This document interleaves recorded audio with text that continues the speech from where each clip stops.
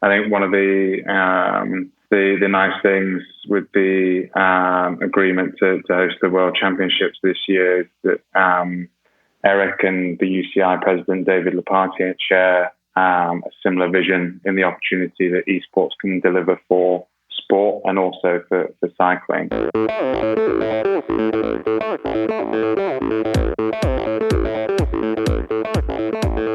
Welcome to Endorfina Podcast. Here at Endorfina Podcast, you listen to stories and opinions from triathletes, cyclists, runners, and swimmers.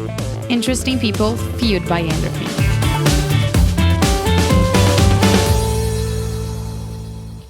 Hello everybody, how are you? My guest today is Chris Snook, international PR at Zwift, the most popular cycling training tool on the market, especially today. We've recorded this chat on the first days of 2020. Obviously, the overall scenario has changed. Nevertheless, it was a very interesting conversation about the Leader app on virtual training, its conception, present and future. We also talked about their vision of the Brazilian market, triathlon and also running. I hope you enjoyed as much as I did. This episode is brought to you by BOVEN ENERGIA. BOVEN is an energy trading company that has a reliable and experienced team of experts available to get you the best deals, a trustful and solid company. As well as for Endorfina guests, for BOVEN, energy is serious business. Check them at boven.com.br. This episode is also brought to you by 7 Sherpas. Let's listen a testimonial from a satisfied customer. My name is Eduardo Campos. I'm a Vice President for Pre-Sales and Innovation at Salesforce in Brazil. I'm a 7 Sherpas customer. They haven't taken me to places that I never imagined could exist. The trip was really amazing, an amazing experience, because if we add the experience from the guides, seasoned athletes, to the most unique routes and places that we trained, that made a huge difference in my training, in my preparation for my last Ironman. It was like an amazing travel experience combined with a very intense and productive week of sports. So I truly recommend, if you're a seasoned triathlete, if you're serious about your training, or even if you are a guy looking for a great experience that combines the sport with pleasure, that you really reach to 7 Sherpas, and they're going to make your trip special. That was Eduardo Campos, a happy customer from 7 Sherpas. 7 Sherpas is a California-based company specialized in sports experiences in the world's top destinations with exclusive itineraries designed by travel and sports experts.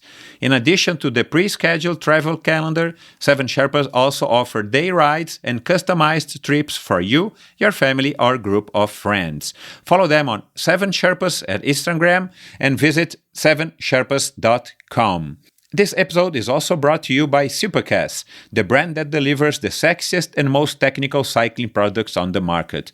Born in California back in 2010, Supercas wanted to deliver more casuality and color to the cycling world. Bar tapes, grips, gloves, socks and saddles made by Supercas are race-proven. Some of the world's best cyclists have tested and approved Supercas accessories for the past decade. Go to ultracycli.com.br to check the bike shops that sell Supercas products here in Brazil, or go to supercas.com to check the complete line of products and accessories. Check Supercas on Instagram at supercasbr and Supercas. Hello, Chris. Welcome to the Endorfina podcast. Hi, Michael. Thanks very much. Glad to be here. Tell us, what is the Zwift relationship with Brazil? So Zwift actually has an office based in Rio. It's our third largest office behind the headquarters in Long Beach, California, and also London. And we have all our engineering and server team based there. And how come did you choose Brazil? It actually stems back to a previous company that our CEO and co-founder ran. So he had a number of good relations in Rio and brought some of the old workforce from his previous company across to help start with Zwift. Okay, we're going to talk about Zwift and Brazil a little further. Mm-hmm. But tell us about your childhood. were you born, family, contact with sports, and an early age? You said you skied and played some other sports. Tell us a little bit. Yeah, so I had a fairly active childhood. I've always loved sports where I grew up. I grew up in a small village in Berkshire in the UK. That village is actually very well known for horse racing. So a lot of the horse races the horses that race the Grand National come from the village where I come from, Lambourn.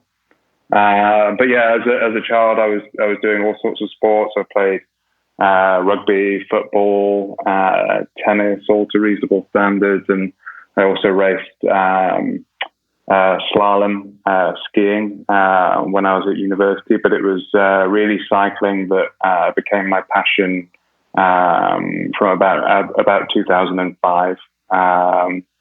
And yeah, so it's really kind of stemmed from there and taken over. Yes. And how did you end up getting in contact with cycling and start riding your bike? It was while I was at university. So I went to university in Cardiff, in Wales. I was looking for a way to get some fitness back, and I started riding with one of the local cycling clubs in Cardiff. And realised I had some ability for it.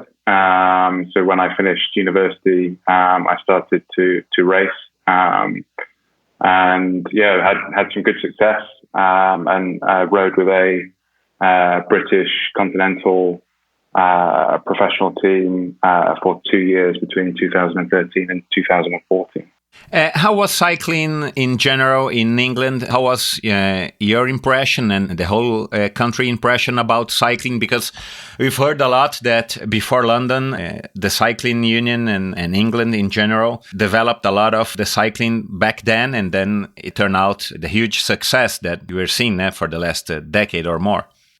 Correct. Yeah. So when I first started cycling, it was still a very small sport, and people looked at you a bit strangely when you arrived in a cafe in your cycling kit. But it was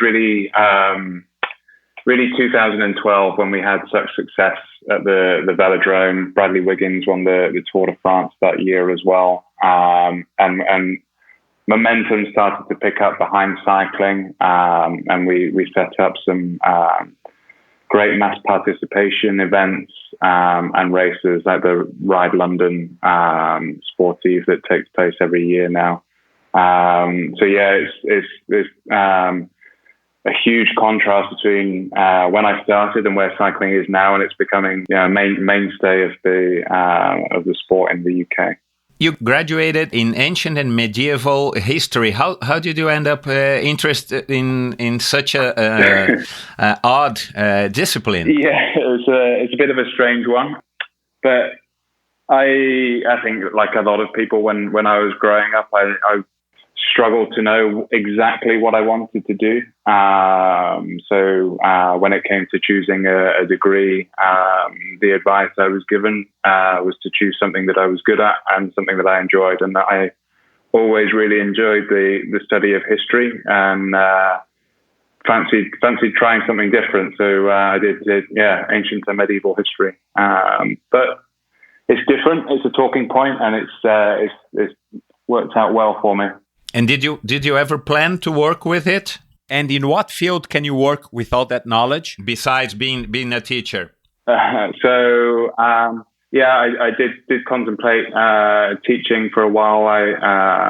My parents my mother was a teacher, her brother was a teacher, and my grandmother was a teacher as well. So I come from that background, but it was actually my dad's profession, PR, that I ended up falling into, and it was his advice. That was the reason why I took up history. He suggested that a lot of the skills I could draw from that degree would transfer well across to what I do now. And when did you choose to work within the bicycle market? You worked at Even Cycles, that huge cycling chain, stores chain. Yes. Yeah. And then now at Zwift. Yeah, so I think particularly in the role that I'm in, it really pays to be passionate about what you do, and I really wanted to do something that I believed in. So cycling became my absolute passion at university. So it was a real strong desire for me. Ideally, I wanted to work in sports, and if it could be cycling, then all the better. So I was really fortunate that I managed to forge a career for myself in this area. At Brand Nation, where you also worked before, did you work within the sports branch? I did, yeah. So I was the account director for the sports division at Brand Nation. I managed a number of different clients. So Wiggle, another well-known UK cycling brand, was a client that I was there. But we also did some running brands. Saucony, Merrill, and also golf as well. So that was a little bit more diverse, that role. Mm-hmm. And what do you think cycling has that catched your attention? What are the qualities or the sensation? So I think one of the nice qualities and one of the main reasons why I actually got into it was because it allows a chance to really escape. As well as to gain fitness. So for me, when I was studying for my degree at university, I was working very hard. And for me, it was a chance to escape the hustle and bustle of the city and explore some of the countryside and have some time to myself. So I enjoy the social side of cycling, but I also actually enjoy the chance to escape on my own and mull things over in my head as well. I see. Did you ride bicycles when a young kid? BMX or something? Yeah, I think all the photos of me when I was younger, I was just always on a bike. So it was. It's funny to think that it took me so long to actually start racing a bike, because I was on a bike from about as soon as I could walk, I was on a tricycle, and I've never really been off a bike since. And Chris, when did your path cross Zwift? It was September 2017. Correct. Yeah. And how did you end up getting in touch with Zwift and then beginning working there? So I'd seen what Zwift had been doing for quite some time when they launched in 2014 with the beta product. And then one of the things that really captured my attention at the time was the launch of the Women's Zwift Academy with Canyon SRAM. I thought that was a really innovative concept to be able to offer a professional cycling contract. I thought it was also good that they were doing it with a women's professional team first as well. Mm-hmm. So it was very, very much on my radar, and it was a company that I had my eye on if an opportunity arose. Unfortunately, in 2017, it did. Various worlds aligned, so I'd previously known the vice president of marketing, Steve Beckett. I'd worked with him previously at another of my roles, and I had a friend who had also joined, and I was informed that they were looking for someone to lead on their PR. So yeah, it was really lucky, and I've never looked back since. Nice. And always in England, never in the US. I travel around quite a lot, so my role is a global one, which is fun. So I do get to travel across to the US a lot, around Europe, and also to Asia. Brazil is the one that's not been ticked off yet, and I hope to go out sometime soon. Is the US the main market nowadays? The biggest single country, followed by the United Kingdom. So English language countries are very strong for Zwift, and that's no surprise because the game and the website has been in English for quite some time. But now the fastest growing market for us is actually Europe, and Europe is now bigger than the United States. So this year that surpassed the US for the first time, and we're seeing a lot of growth in markets like Germany, Scandinavia, and also the Netherlands in particular. And how many are the Zwifters now? So we unfortunately can't say how many are currently subscribers, but since we launched in 2014, we've had over 1.6 million people create accounts in Zwift. So yeah, quite a few. And do you also have lunch rides like the bike brands usually do, or your staff profile is kind of different? Yeah, so maybe more like a band of nerdy geeks. So we have workout Wednesdays. That could be a run or a ride. We also have the run product as well now. So every Wednesday, people at head office get the opportunity to take an hour out of the day to either cycle or run along the beach path in California, or ride or run on Zwift as well. And then we'll have a nice lunch afterwards. Yeah, that's a really important part of Zwift culture, is encouraging people to keep active. Back then in October 2015 that you began charging the monthly fee. Yeah. What was the main goal at the early Zwift days? Be a training partner, a sports video game, maybe a kind of a realistic Wii from Nintendo, for those who are older. Yeah. And which was the main goal for you? So the main goal then is really still the main goal now, and our mission statement is to make more people more active more often, and that really is what we strive to do. So it's all about creating a virtual community of athletes that enables people to exercise and work out when they otherwise might not be able to, whether that be because they don't have the time, whether because the weather is not very good outside, because it's dark outside, various different reasons. It's there to be facilitated to allow people to train more often and to have fun with it. Okay, it doesn't matter your cycling skills or abilities. No, and anybody. I think the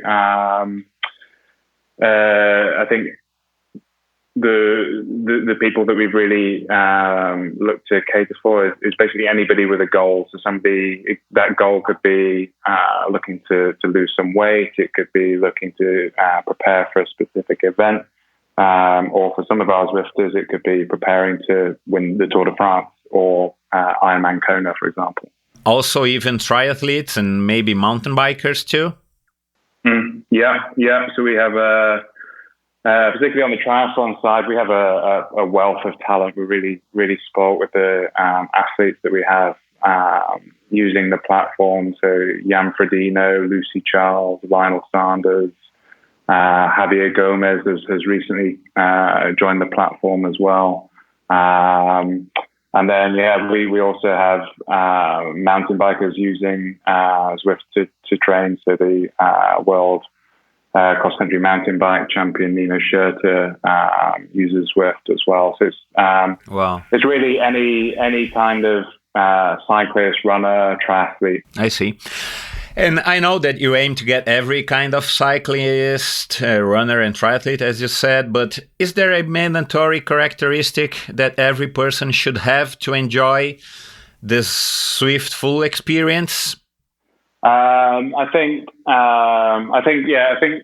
if you have a goal, then that really helps, because you need to be motivated to want to train. So it could be that your goal is to race, or it could be that your goal is to stay fit. So it's really people with a goal and people who are passionate about the sport that I think get the most from Zwift. They join clubs, take part in a variety of the things that we offer, whether that be group rides or training programs. There's sort of anything there, no matter what your goal is. And how different was Zwift then from today? How it evolved over the last few years?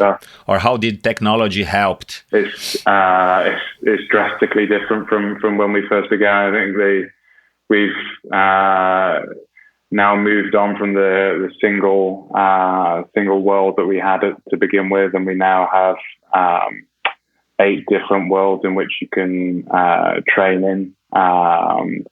We have one of the key things that has developed in recent years is the introduction of events and a full events calendar in Zwift. So when Zwift first started, it was designed to be a training program, a training environment, a place for people to come together and experience that social interaction they get from exercising outdoors, but have that experience indoors.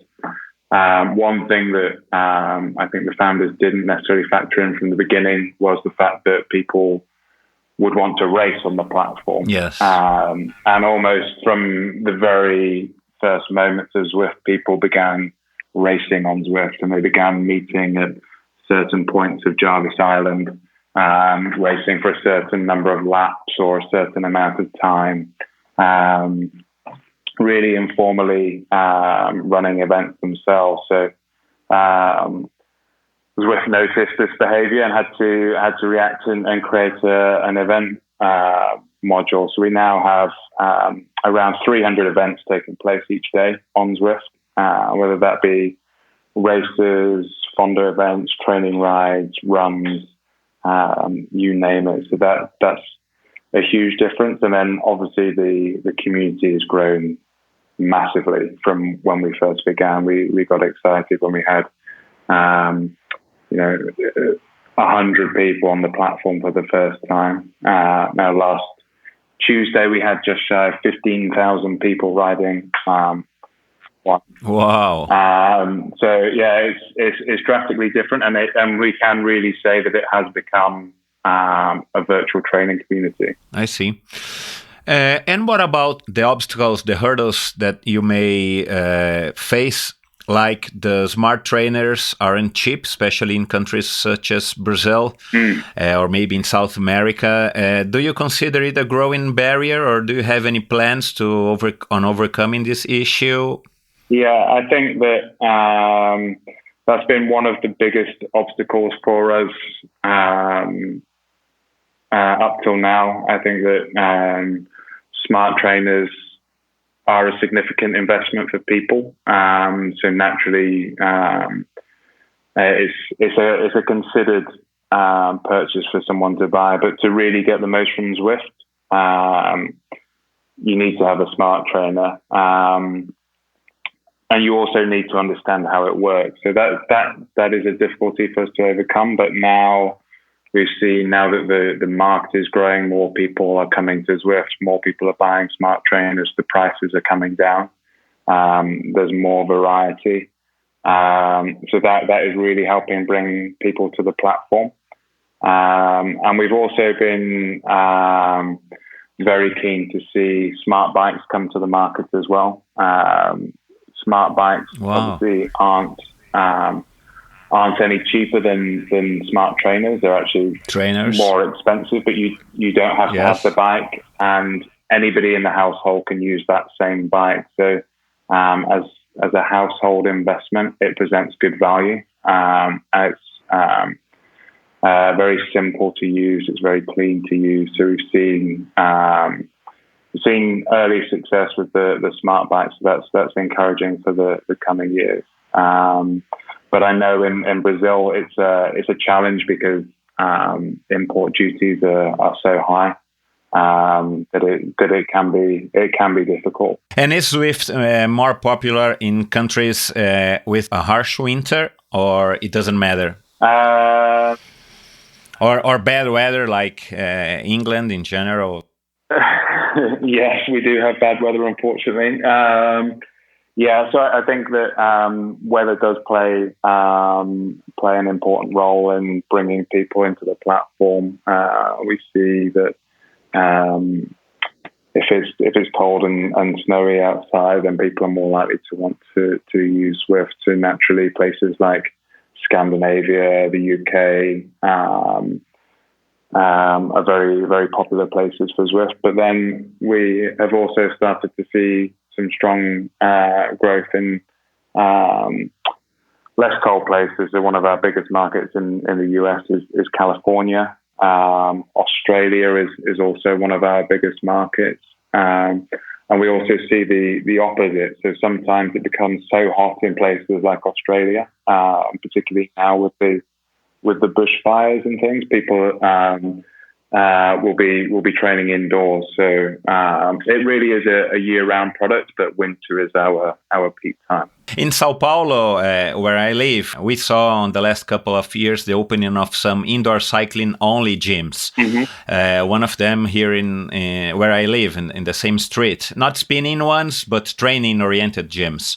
All of them, after a couple of months, maybe a couple of years, all of them went closed. Mm-hmm. No, say that's my impression. It's easier and might be even funnier to train at home than to drive to the gym and to ride to the gym. What's your catch on that? I think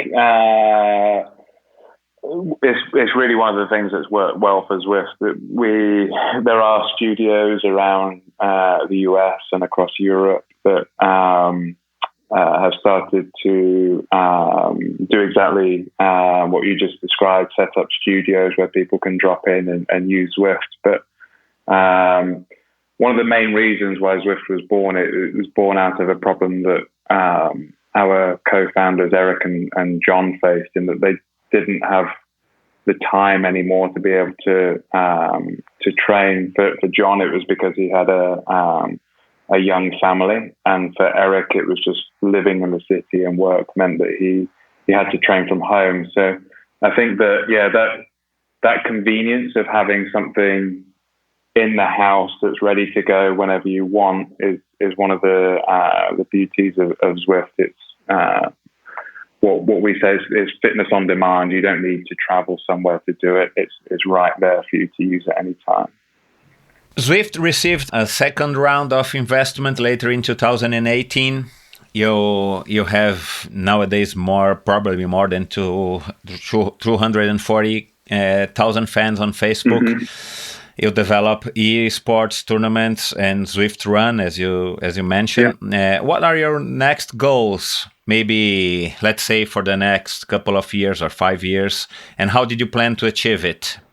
Yeah, so one of our main goals is continuing to improve the platform and grow the Zwift community. So we're continuing to build out new worlds for Zwifters, whether that be new cycling routes or new running routes. We're looking at new event formats, different ways to race on Zwift. We're constantly developing the Run platform. As you mentioned, esports is going to be a really big focus for us. Certainly this year in 2020 with the UCI Cycling Esports World Championships later this year. That's really exciting for us, and our stretch goal for Zwift Esports is to strive to become an Olympic sport. That's our North Star metric. That's what we're looking to achieve. So that's certainly a big goal for us. And then there's also the possibility of bringing in new sports to Zwift as well that we've not seen before. So Eric has often talked about the possibility of having rowing in Zwift.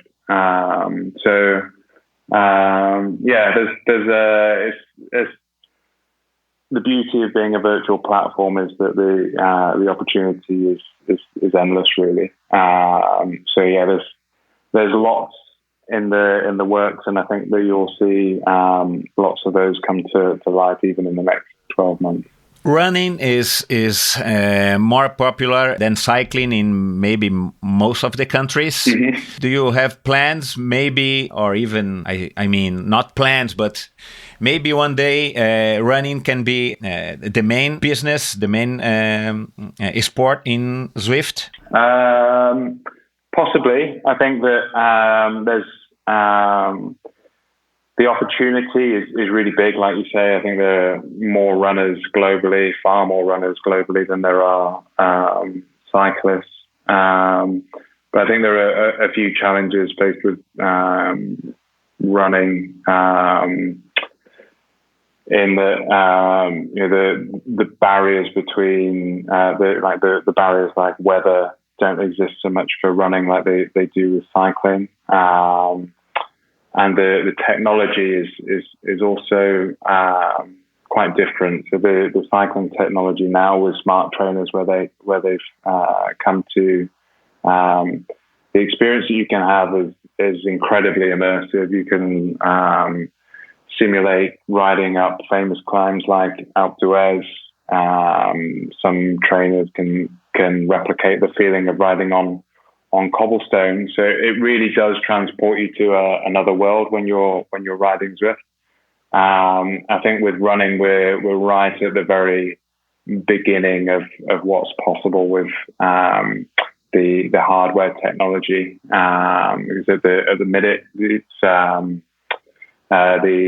all of the inputs have to be put into Zwift manually. There's no communication from Zwift to treadmills, but ultimately that's where we want to get to. I think if we can achieve that, then there's a significant opportunity for Zwift and running. And when did you realize that you might have the strength to catch the UCI's attention and eventually become a UCI partner? That happens in 2018. For the first esports world championship that will be held this year. Yeah, so I think we've... It was a long process, because Zwift is not an old company, but it took some years before, or it was maybe fast. I think we've always had a good relationship with the UCI. Both on an international and a localized level through federations. I think one of the nice things with the agreement to host the World Championships this year is that Eric and the UCI president David Lepartier share a similar vision in the opportunity that esports can deliver for sport and also for cycling. So for David Lepartier of the UCI, he sees esports as being an exciting opportunity to bring new young people into the sport and attract the attention of an entirely new audience. So for us, the visions aligned, and yeah, I think where we go from here is going to be really exciting. And how's the process going? Such issues as credibility, accuracy, equal playing field? Yeah, so that's something that we're working together on at the minute. Part of the agreement to host the UCI Cycling Esports World Championships was to work together and establish official rules for cycling esports. So we've been taking lessons that we've learned over the years from an accuracy and governance standpoint, and merging those with those that already exist from the UCI's constitution. So we should have an official rule book within the next few months that we'll be publishing in advance of the first officially sanctioned national championships taking place in the spring. So it's one of the big goals for us, and something that's incredibly important is to establish those strict rules of governance around the sport that we're creating. Besides you and UCI, the UCI, are there other players working on that? So we've been in talks with other technological companies. Amazon, for example, are developing machine learning tools. So esports feels very new to a lot of people, but it's been around for probably 20 years or so. And we're able to tap into a lot of the learnings from the esports industry. So one of the things that we're going to be working with Amazon on is machine learning. Wow, nice. And probably the best comparison I can give is biological passports that exist in the world of Olympic competition, world tour cycling, triathlon, etc. So what the Amazon machine learning will do is it will be able to build profiles on athletes who are racing on the platform and very quickly identify abnormal performances. So yeah, it's something that we need to build out, but the opportunity is quite exciting. I think we can really help move that fair play and governance forward. Wow, that's nice.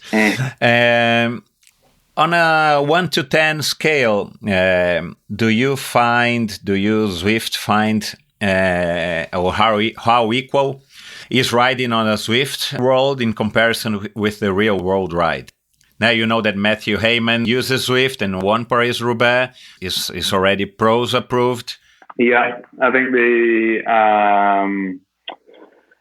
it's difficult to draw parallels between indoors and outdoors. So I'm always hesitant to do it. I think the biggest parallel that you can draw between the two is the training benefit that you get from riding indoors. So obviously Matthew Hayman's story is the fairy tale story, breaking his arm just before Paris-Roubaix, everybody thinking that he was unable to ride his favorite race, and he trained exclusively on Zwift in the build up to that race and won. So that really was the fairy tale story and shows that there is a training benefit to be had. So the quality of the training that you get from riding indoors can really help improve your riding outdoors. I think that's the best similarity I can give. And then what we try and do for people riding indoors is to bring some of the experience that they love from outdoors into the home, so that social interaction that you get from being able to chat and ride with your friends, the competitive feeling you get from racing, and also the feeling, like I was talking about earlier with my early riding days in Cardiff, that feeling of being able to escape to another world. So that's why we take you into fantasy environments that you wouldn't be able to experience in the real world, like riding through the middle of a volcano or under the sea or up above the skyscrapers in New York in 100 years' time. So, yeah, I think it's they're both different, but there are transferable skills between the two. So, could we see one day one real world champion be the same rider, the same person as the virtual one? We may well do, yeah. Is easier than vice versa, no? Yeah, we may well do. Let's wait and see. We're hoping that some of the best riders from the professional peloton will be excited enough to try and compete at the Cycling Esports World Championships later this year. So we'll have to wait and see. I'm sure that we'll also see a number of specialists come and really hone their skills as being dedicated professional cycling esports competitors, much in the same way you've got world cyclocross champions and world road race champions. I think you'll also have cycling esports world champions as well. Yeah, I've heard last year that the Giro d'Italia 2020 would have a Zwift prologue. Apparently no more. Can you confirm that? It was true, or what happened? We ran an exhibition event in conjunction with the Giro d'Italia last year. So we had the prologue route in the game and did an exhibition with professional riders in Bologna as well. We haven't got any intentions at this stage to replicate that again in 2020. I think we've already got an action-packed calendar with the Esports World Championships later in the year. But never say never. I think that we've got huge respect for the Giro d'Italia and a fantastic partner to have been able to work with. So who knows, we may end up doing something again in 2021 or further down the line. Okay, let's change the sport now. Let's talk a little bit about triathlon. The Zwift Academy Tri Team 2019 was a huge success. Do you have any plans on making it bigger, or even bigger but regional, maybe by continent or major countries where Ironman races, Ironman events are big, such as here in Brazil with the Ironman Florianopolis? And also you have a partnership with Specialized, Wahoo, Roca. Do you have any plans on expanding the team? I think 2019, like you say, was a huge success, and we want to build on that for the 2020 Academy. Qualification for that actually just finished this Sunday. So if you haven't already logged your miles, unfortunately, you'll have to wait until next year. One of the goals is to be a truly global team. So the competition is open to anybody from around the world, and it's really dependent on the quality of candidates that we have applying for the Zwift Academy. Ideally, in an ideal world, we'd be able to have athletes from all the continents. I think we've not had anybody from South America or Asia on the team yet. So fingers crossed, we might find somebody for the 2020 team. Maybe we could look to replicate something on a smaller scale in the future at a more localized level. But it's I think if we did something like that, it would be probably most likely in conjunction with one of the federations, like the Brazilian Triathlon Federation, for example, on a smaller local scale. Mm-hmm. Yeah, it would be great for the sports in general, or triathlon, or even cycling. In comparison, cyclists against triathletes, do you have any numbers that show some difference in how those two kind of cyclists uses the Zwift, or even? I'm asking that because the triathletes are very well known for the early adopters on anything technological. So you began maybe more attracting more cyclists, but now with the Zwift Academy, the success that you had last year, are you experiencing maybe a faster growth among the triathletes? Yes. So triathlon's an incredibly important market for us.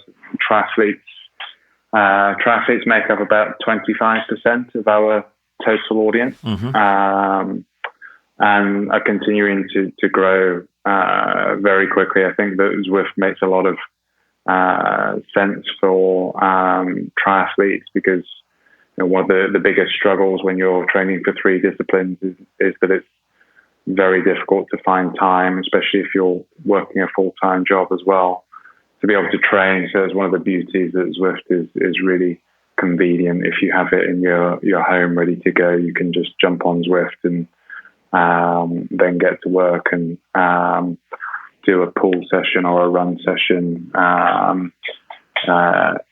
in some of the other time that you have throughout the day. So it's a really important tool for triathletes. And we do see different behavior between our cycle audience and triathlon audience. So we were just talking about it this week, actually, that triathletes are more likely to train early in the morning over cyclists, for example, who more often will Zwift in the evenings. I see. And also triathletes are more likely to use Zwift all year round. Whereas, like we discussed earlier about seasonality and bad weather training, cyclists will often use Zwift as a tool to train when the weather is bad outside, and then when the weather's good again, they will ride outside. But for triathletes, it's very much a training tool. So no matter what the weather's doing, it doesn't impact what they're doing. They still jump on Zwift. So yeah, really different audiences, and triathlon is a big focus market for us, which is why we run programs like the Zwift Academy Tri Team. In big cities such as São Paulo and Rio here in Brazil, but I think that most probably also in major cities all around the world, it's harder and harder to go out and for a decent ride on a daily basis. Net traffic, pollution, security, even here in Brazil especially. I've been noticing that a lot of cyclists and triathletes are opting to ride indoors all the week long, and only ride outdoors on the weekends. It's simpler, safer, and faster not to do the training sessions, especially for the non-professionals. Does Zwift appears to be more popular among big city users? It's certainly very popular in the cities. Eric, our CEO and co-founder, he was born in New York and now lives in London. And that was one of the big challenges that he faced, was being able to ride during the week, and that was a big motivation for creating Zwift. So for a lot of people, Zwift is a more convenient tool when they want to ride during the week, because they can get a quality training session in without having to stop because of traffic and traffic lights and pollution and all the things that go with big cities. So people in cities tend to be big Zwifters. And how does Zwift sees our country, Brazil? Where does Brazilian Zwifters stand in comparison with other countries, maybe in Latin America and South America, or even USA, UK, Germany, France? I think that there's a big opportunity with Brazil, because I think that they are, as a country, very early adopters of technology.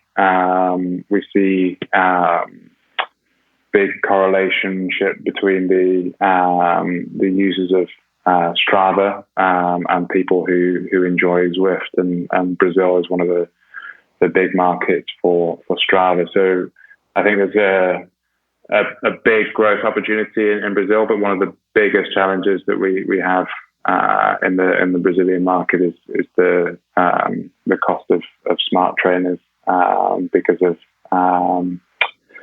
import taxes and duty, unfortunately. So I think that at the minute the Brazilian market is still fairly small, but maybe in the future, if the cost of trainers can come down, then there's a big opportunity for Zwift in Brazil. And don't you have any plans maybe to work to do a partnership with a smart training company and make it somehow more affordable, or to include on the monthly fee or something like that? It's always a goal. So we've worked very closely with existing hardware partners since we launched in 2014, and one of the big goals is to reduce the cost of trainers for a global market. And most recently, one of the the solutions that we've tried to pull together is launching an e-commerce store on Zwift.com. So we now have a store where people are able to buy smart trainers and take out 0% financing options and Zwift packages, much in the same way that you pay for a mobile phone, for example, every month. That is something that we're currently building and looking to roll out in more countries. So eventually we hope to roll that out fully in Brazil. We've recently launched in Europe. So that is one of the solutions. And I think that in the next 12 to 24 months, we'll see the cost and accessibility of trainers to be better than it's ever been before. I see. And how the future looks like for Zwift? Virtual or augmented reality, maybe some Zwift glasses or maybe wind or a wind blower machine or maybe anything. What is the next evolution that you're already working on that you can tell us? What can we expect and when it will be available? Well, there are some great things already out there in the market. So Wahoo, for example, now have created the Wahoo Headwind, and that's a smart fan that you can connect to Zwift. So the faster you ride, the harder the fan will blow on your face, or the harder you ride, you can have it blow harder on you. Did they know that? It's really good. It's definitely it's a bit of a game changer. It surprised me how good that fan is actually. And then Saris also have created a plate that you can mount your trainer on your bike on that will rock from side to side, so it feels more realistic, much like the outdoors. And obviously Tax have got their real road feel with cobblestones and wood and gravel that comes through the pedals, so it's really, really, really realistic. So there's lots already out there that really make the indoor experience immersive. But most recently from Zwift, we introduced steering to the game. We launched that in September last year, and that opens up the door to a whole new world of immersion and opportunity to be able to fully steer your avatar through the game. So I think we'll see more from that in the next 12 months or so. By the way, Zwift was ranked 5th in the Fast Company's 2019 most innovative companies on the sports sector. Mm-hmm. That shows that you're very well committed on being innovative and bring something new, always something new to the user, isn't it? Yeah, I mean, that was a fantastic award to get last year. It's great to be included in that list, and hopefully we can maybe even improve on that this year. Who knows? But yeah, we're always looking to innovate, always looking to bring the product forward, and that's really what we continue to be focused on today. Nice. So, Chris, do you have a final message to all our listeners around the world and all across Brazil? It's been fantastic to speak with you. I do see a number of Brazilian flags on Zwift when I'm riding. I hope to see many more soon. So if you see my name pop up on the screen, be sure to give me a ride on, and I'll do the same.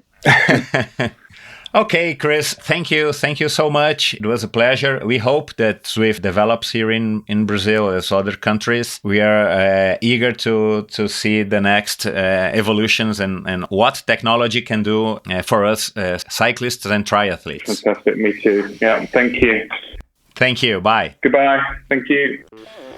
That's it, people. Another episode from the Endörfina podcast. If you liked it, let me know at Endörfina BR on my Instagram profile. Let Chris Snook also know. I'll put some notes on this episode's page at endorfinabr.com, my webpage, so you can quickly access all the Chris Snook social media profiles. And if you enjoyed it, you can check the first English episode with Tim Don. Just go to your main podcast app, Spotify, iTunes, iHeartRadio, Himalaya, and all the major ones, and you can look for the Tim Don episode. I have already 2 episodes from Tim Don, the English version and the Portuguese version, so you can check the English version if you like. So that's it. Hope you enjoyed it, and see you next week. Bye-bye. This episode was brought to you by 7 Sherpas. 7 Sherpas is a California-based company specialized in sports experiences in the world's top destinations with exclusive itineraries designed by travel and sports experts. In addition to the pre-scheduled travel calendar, 7 Sherpas also offer day rides and customized trips for you, your family, or group of friends. Follow them on Instagram at 7 Sherpas or visit 7sherpas.com. This episode was also brought to you by BOVEN ENERGIA.